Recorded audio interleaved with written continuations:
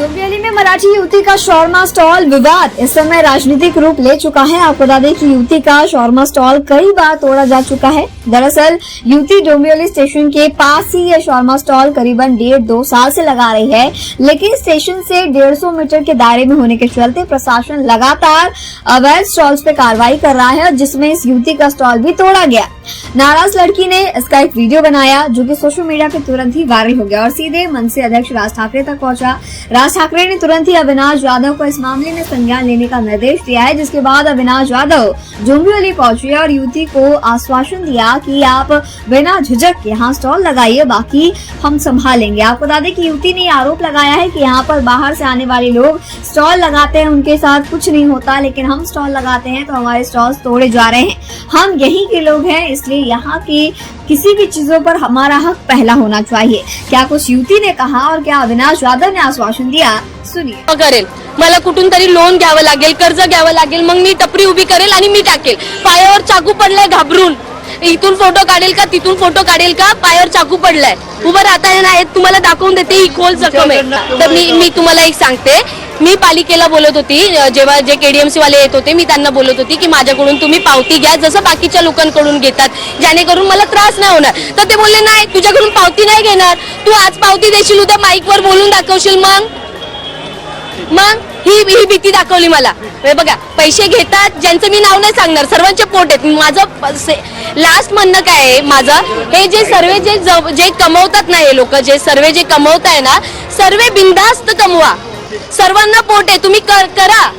पण जर आमचा महाराष्ट्र आहे, पहिला हक्क आमचा आहे, जर आम्ही कमवत असेल ना तर आम्हाला पाठी खेचू नका।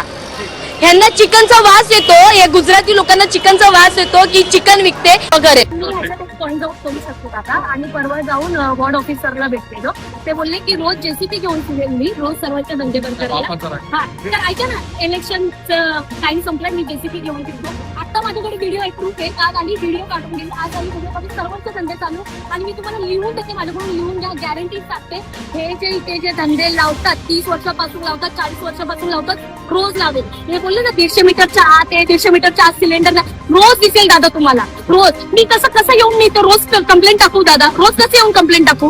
हे सगळं खोटं आहे, हे सगळं खोटं। इथे जी आत पूर्ण मधुबन गल्ली, ही जी पूर्ण गल्ली, हे सगळं 150 मीटरच्या आत येते ना दादा, हे रोज लावते, रोज लावते। माझ्याकडून लिहून घ्या, नाही तर मी इथं आंदोलनाला बसते दादा, हे सगळं खोटं आहे। आंदोलन करायचं, मी एवढं सांगतो तेवढी सोपी प्रोसेस। तुझी एक टपरी बनव, टपरी लाव, उद्यापासून रोज धंदा करायचा, काही अडचण नाही, राहून आहेत। खूप जास्त गरज लागली तर मी स्वतः येईन तुझ्याकडे। थोडं सत्ता दादा, थोडं सत्ता, थोडं 1 मिनिट सत्ता।